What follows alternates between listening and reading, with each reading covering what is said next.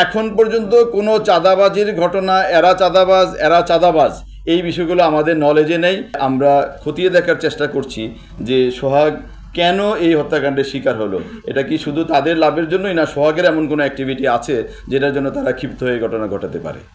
আমরা এতটুকু জানতে পেরেছি, যিনি হত্যাকাণ্ডের শিকার হয়েছেন এবং যাদেরকে ধারণা করা হচ্ছে এই হত্যাকাণ্ডের সাথে জড়িত, তারা পরস্পর সম্পর্কিত। ওখানে ভাঙ্গারি ব্যবসা, অর্থাৎ আপনারা জানেন বিভিন্ন স্ক্র্যাপ জাতীয় মালামাল, ওই এলাকায় এই ব্যবসাটা খুব প্রচলিত এবং ওখানকারই একটা দোকান আছে।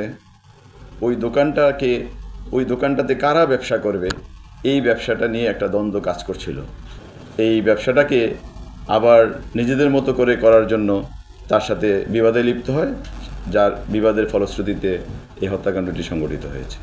এই হত্যাকাণ্ড সংক্রান্তে ঘটনার পরদিন অর্থাৎ 9 তারিখে ঘটনা ঘটেছে। 10 তারিখে যিনি হত্যাকাণ্ডের শিকার হয়েছেন, ভিকটিম সোহাগের বোন কোতোয়ালি থানায় বাদী হয়ে একটি মামলা দায়ের করে, যার মামলা নম্বর 7/10 জুলাই।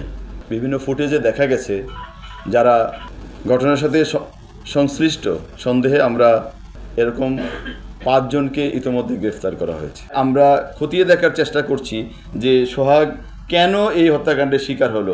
এটা কি শুধু তাদের লাভের জন্যই, না সোহাগের এমন কোনো অ্যাক্টিভিটি আছে যেটার জন্য তারা ক্ষিপ্ত হয়ে ঘটনা ঘটাতে পারে। এখন পর্যন্ত কোনো চাঁদাবাজির ঘটনা, এরা চাঁদাবাজ এই বিষয়গুলো আমাদের নলেজে নেই।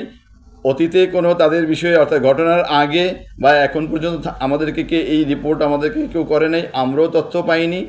আমরা শুধু যতটুকু জেনেছি এটা একটা পারস্পরিক একটা দ্বন্দ্বের বিষয়, এই পর্যন্ত আমরা জেনেছি।